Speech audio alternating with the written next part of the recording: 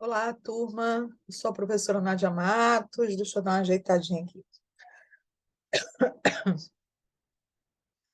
Eu sou a professora Nádia Matos, né? E muitos de vocês já me conhecem. Eu venho falar sobre teorias de currículo, tá? É, Ainda não chegou ninguém, né, para a nossa web. Eu estou aqui procurando, mas ainda não chegou ninguém. Deixa eu dar uma olhadinha, né, para ver se o participante que tem aqui sou eu. E ainda não chegou nenhum outro participante. Então, em vista disso, eu vou começar, então, a falar um pouco, né, sobre a nossa AP1, tá?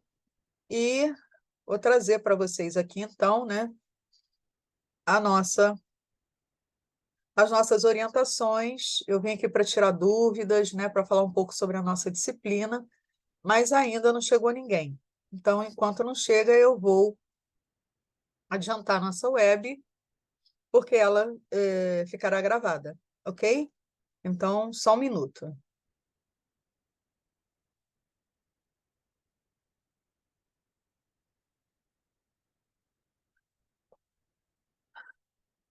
Aqui.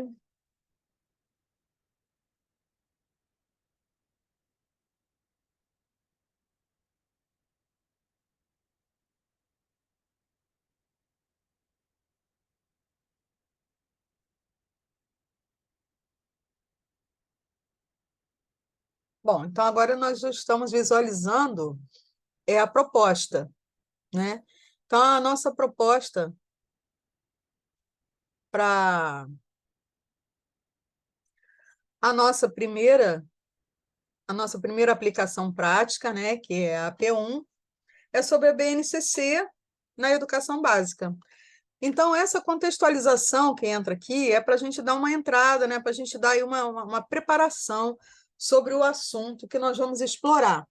Então, a princípio, a Base Nacional Comum, que é a BNCC, vem dizendo aqui que é um marco, né, para a educação pública brasileira, né, a partir das redes do sistema de ensino e da implementação, né, de todo um contexto que possa identificar os princípios e desafios, né, é, de uma nova relação do currículo com o percurso escolar, tá certo? Então, ela dá um norte às nossas práticas, né? É uma teoria que ela viabiliza também, ela dá um norte às nossas práticas docentes. Então, a princípio, a gente tem uma proposta de trabalho que gira em torno de pesquisa, resumo e conclusão. A orientação diz que o primeiro passo é assistir o vídeo 1 e, em seguida, assistir o vídeo 2.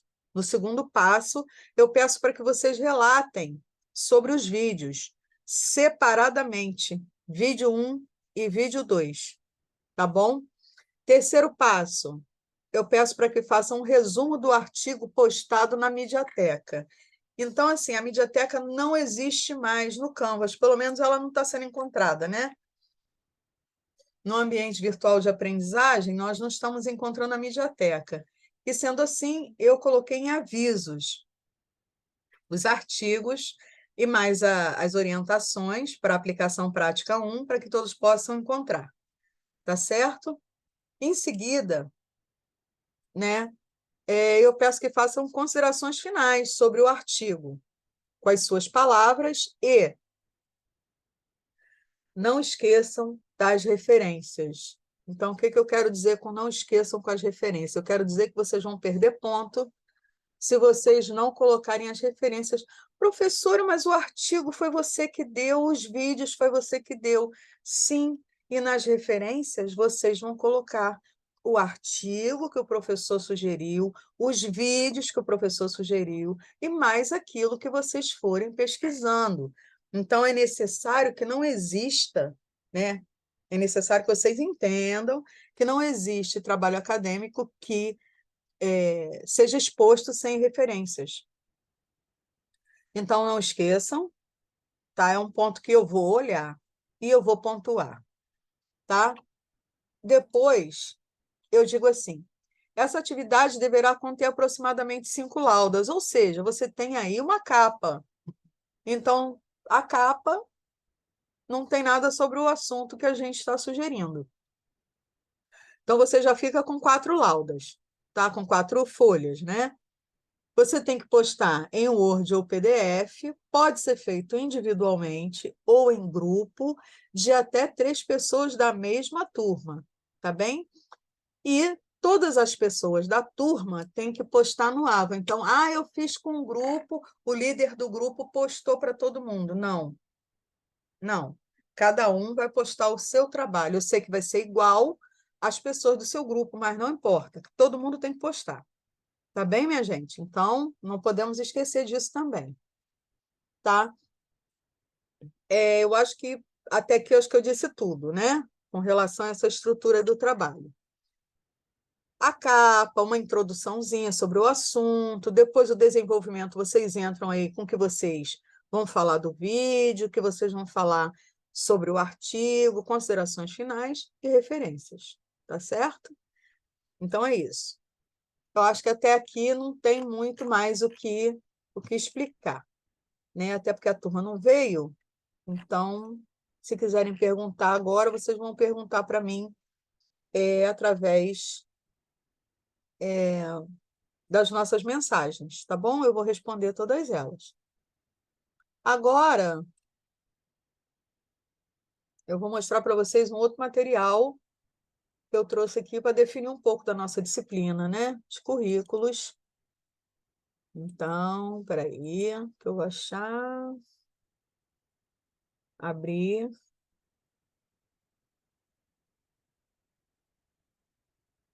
Pronto. Está abrindo agora. E eu. Então, agora vocês estão vendo aqui, né? O PowerPoint. Será que vocês estão vendo mesmo? Bom, aqui está o PowerPoint que eu trouxe sobre essa matéria. Eu quero ter certeza que vocês estão vendo. Deixa eu ver aqui.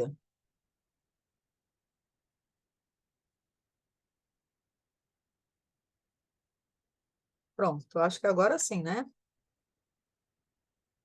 Bem, nossa disciplina aqui, a gente vai falar um pouco sobre o que é currículo, né? É um lugar, um espaço, um território.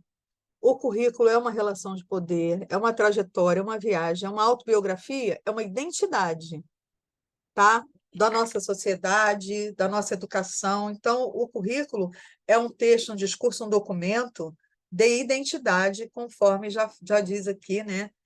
Na última frase, o currículo é um documento de identidade. Por quê? Porque nesse currículo nós temos abordado aí com quem, para quem, fazer o quê, para quê, quando, né, de que forma. Então, o currículo ele identifica, né, toda essa nossa trajetória, como já diz também aqui, todo o percurso, toda a forma que nós vamos utilizar no ensino-aprendizagem. Então, ela atende à sociedade em que nós vivemos. Então, a origem do currículo significa curso, percurso, ato de percorrer. Então, modo de fazer, tá? Essa palavra vem do latim, como vocês podem perceber. E nós temos aqui algumas perguntas que definem também, né? Além do que eu já disse, né? Definem também a questão do que é um currículo. Por que as escolas foram criadas, em que época da história da humanidade, a idade da escola. Então, assim, né? Quem deve ir à escola, o que se faz na escola, o tempo que ficamos na escola, não é isso? Então, aqui tem várias perguntas. Qual a relação da escola com a sociedade, com a indústria, com o mercado? Né? O que acontece com a criança que não vai para a escola? Então, aqui o currículo, ele traça caminhos, ele traça realmente uma uma trajetória, uma forma da gente conseguir alcançar alguns objetivos que são traçados previamente. Então, a teoria do currículo, ela tem aí 3 fases, né? Teorias tradicionais, teorias críticas e teorias pós-críticas. Um pouquinho aqui, tá? E eu perdi. Um pouquinho aqui das teorias tradicionais, né? Ensino humanístico, de cultura geral, né? Centra-se na essência do intelecto, né? Imutável, né? É autoritário, né? Verbalista, são conteúdos enciclopédicos, né? E valoriza o conteúdo. Então, é um ensino conteudista, né? É assim que essa é uma das características, né? Da, das teorias tradicionais do currículo. É centrado no professor, o professor é o dono do saber, ele que domina tudo, né? O professor ensina a passar conhecimentos, né? A aprendizagem não passa de uma mera repetição, é mecanização, né? Então, nós aqui temos as características do ensino tradicional do currículo, né? Que não há preocupação com os processos de aprendizagem, não há preocupação com criança e aluno, essa capacidade de assimilação, né? Na teoria tradicional, é justamente a decoreba, a repetição, né? É, a reprodução, né? Do conhecimento. Então, a escola tradicional, ela realiza, né? Uma preparação para esse aluno assumir um lugar na sociedade, no trabalho, né? Reproduzindo tudo que a sociedade já traz. O conteúdo é o conhecimento verdadeiro, a avaliação é um aspecto só quantitativo de memorização, porque hoje isso não é mais, né, assim, dentro da escola. O professor é o centro do saber e o aluno uma tábua rasa, passivo, né, que tem que ser moldado. Então, essa é a parte tradicional. Depois a gente entra, né, com a parte da concepção crítica do currículo, onde a sociedade é dividida em classes, né? Tem a burguesia e o proletariado, certo? E existe uma luta que trava aí entre essas relações e discute, né, a educação instrumental aí, né, diferente, né, daquilo que deveria ser igualitário e aqui é dividido por classes. Então, a escola cumpre o papel no processo de reprodução do capitalismo, né? Aqui os conceitos, né, violência simbólica, né, os grupos de classe dominante, os mais ricos, né, e os mais pobres. Então, assim, é, como já dizia Paulo Freire, né, aqui os opressores e os oprimidos, no caso, né, os aparelhos aqui repressivos, que são o Estado, polícia, tribunal, prisão, os aparelhos ideológicos, né, que é a igreja, escola, mídia, cada um aqui fala uma língua, porque cada um quer puxar a brasa para a sua sardinha. É assim que a gente vê as teorias críticas do currículo. Então, a escola é dividida em duas grandes redes, a rede do PP, que é o primário profissional, e SS, secundário superior. Então, nesse período, a escola é destinada à burguesia, tá? E se divide em classes de escala capitalista, né, entre a classe dominante e a classe dominada, ok? Aqui as características desse período, né, como processo de convencimento e repressão, contraposição, né, pragmatismo de teorias tradicionais, a crítica à razão iluminista, né, a racionalidade técnica, a criticidade, né? E a desigualdade social. Então, aqui nós falamos da escola francesa, né? Da teoria reprodutivista, né? O capital cultural. O currículo da escola está baseado na cultura da linguagem dominante, né? E aqui nós falamos da escola de Frankfurt, que fala na crítica da racionalidade, da técnica, da pedagogia da possibilidade, tá? E da resistência, de um currículo como emancipação e libertação, que é esse que nós procuramos, né? E é esse que nós estamos até hoje lutando. Aqui fala-se de um currículo oculto, né? que fala de uma crítica reprodutivista, que não está expressa no currículo oficial, mas que está embutido num conjunto de atividades, né? É, entre elas que tenham funções sociais dentro da própria sociedade e que tragam embutido de conjunto de humanidade, só que não é uma questão de humanidade, é uma questão de elite, né? É uma questão elitista. Bom, aqui fala de um espaço socializador, um conteúdo cultural universal, uma avaliação de informações desenvolvida na prática pedagógica, né? De reformulação. Professor-aluno, uma relação interativa. Ambos são sujeitos ativos.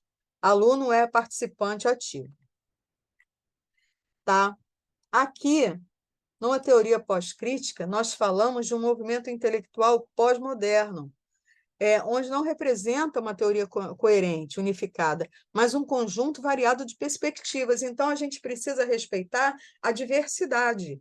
Então, aqui, a diferença é essa, é que a diversidade ela está sendo vista, as diferenças estão sendo vistas, e a gente precisa respeitá-las. Em termos sociais, tem como referência uma oposição à transição, né, entre a modernidade e pós-modernidade, trazendo à tona ideias de razão, ciência, racionalidade e progresso constante. Então, estão intimamente ligadas a um tipo de sociedade que desenvolveu nos séculos seguintes, né, e tem um sonho iluminista e um pesadelo de uma sociedade totalitária, né, burocrática e organizada, porque isso representa a própria ditadura. Então, aqui nós falamos, então, de uma instituição que vai privilegiar aqui o hibridismo, a cultura e os estilos de vida. E é isso que a gente tem prezado, né, ultimamente. Que toda cultura seja preservada, que toda cultura seja valorizada, né? Essa crítica aos padrões considerados rígidos da modernidade, o rompimento dessa lógica positivista, porque cada tempo é um tempo, né? Cada povo é um povo, e cada povo tem a sua cultura, e toda cultura ela traz enriquecimento, ela traz a superação, né? Das dificuldades. Então, não existe a verdade absoluta. O que existe é o respeito, né, a cada tipo de sociedade constituída. Então, aqui o currículo ele existe, né, de uma forma linear, né, é disciplinar e fragmentado, isso continua sendo fragmentado, porque nós temos essa disciplina, outra disciplina, outra disciplina, então é dividido em vários pedacinhos, né? E nós estamos entre o conhecimento científico e o conhecimento do cotidiano, certo? Então, todas essas narrativas são tomadas como verdade.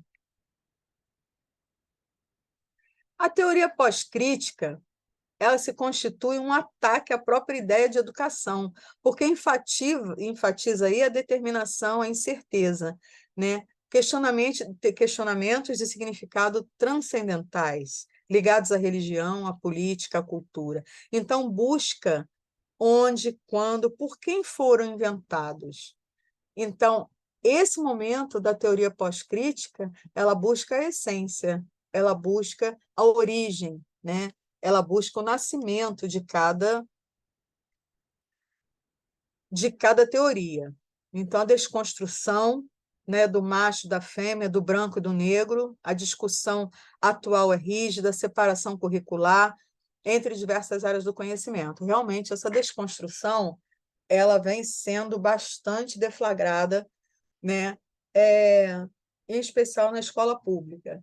Os nossos próprios alunos já não aceitam mais essa diferenciação, né? De atividades entre o masculino e o feminino, entre o preto e o branco, entre, né, o científico e o não científico. As pessoas elas querem ter direitos iguais. Então, elas partem desse princípio, dessa desconstrução nesse período pós-crítico. Conhecimento aqui do currículo, né, como discurso, toma aí uma realidade, né, sobre o que diz e o que pensa, as representações, uma realidade que não pode ser concebida fora de processos linguísticos e significações. Então, a gente precisa estar pautado, né? Está pautado também em leis, nós precisamos estar pautados em documentações, né?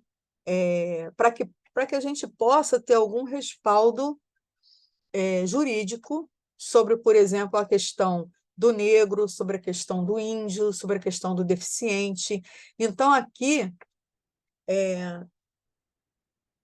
tem coisas que essa teoria pós-crítica não responde ainda, que é essa possibilidade de compreender a realidade na sua totalidade. Por quê? Porque também tem muita coisa que está se transformando, mas que também, mesmo se tornando lei, ainda não é acatada, né? Então, o currículo ele vai percorrer toda essa esse caminho, né?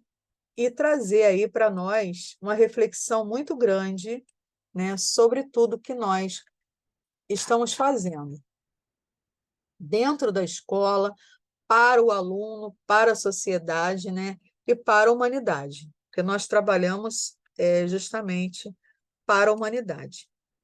Então, assim,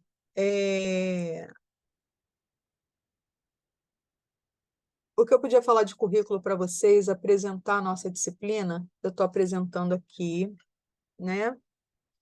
Infelizmente, na turma, talvez não tenha dado a participação. Muitas vezes eu faço à noite, as pessoas não participam porque é à noite, às vezes eu mudei um pouquinho o horário e eu não tive também a participação dessa turma só. As outras turmas entraram, alguns alunos, e participaram da web, tá? Então, chama atenção aí, pessoal da turma, na próxima web, vou mudar o horário para tentar a participação de vocês, tá bom? Mas o que também não garante, porque muitas vezes eu faço final de semana, aí as pessoas dizem que também não podem, mas eu gostaria que vocês se esforçassem mais um pouquinho para a gente poder falar, né, em tempo real, tá bom? Por mais que eu responda todas as mensagens, eu gostaria de poder falar com vocês em tempo real, tá certo? Então, pessoal, eu quero ainda deixar uns avisos sobre a AP1, tá? É, já mostrei para vocês o que é mais importante, como é que vocês devem estruturar o trabalho, mas eu gostaria de falar para vocês também para ter cuidado com a AP2, né? A AP2 é basicamente uma prova de consulta e não tem por que vocês tirarem uma nota baixa na AP2, tá? A AP3 vai ser um outro trabalho de pesquisa, enfim, depois ele será relatado, né, no tempo certo, e a AP4, que é uma prova que vocês não vão poder consultar. Então, esta é uma prova que ninguém vai consultar em nenhum lugar. Então, quero chamar a atenção de vocês para esse momento da AP4, tá? Procurem acumular o maior número de pontos possível entre a AP1, a AP2 e a AP3 e ter bastante foco na AP4, porque a AP4 já é uma prova que vocês vão ter que fazer de memorização, porque não vai poder consultar, tá? E para a gente ver se a gente não chega ao ponto, né, de ter que fazer uma avaliação suplementar, que é a AP5. Então, peço a vocês para ter bastante foco, para a gente chegar no mês de dezembro, né? Aquela época que a gente pretende curtir um pouco mais a família, que é o período das festas, e que a gente possa virar o ano com sucesso em todas as disciplinas e tudo correndo bem, tá? Para que nós tenhamos assim um final de ano sem problemas, né? Com relação à aprovação em cada disciplina que vocês estão inscritos, tá certo? Então, assim, eu desejo a todos aí um excelente final de semana, um feriadão aí que está chegando, tá? E espero vocês para a próxima web, tá bom? Beijão e até a próxima.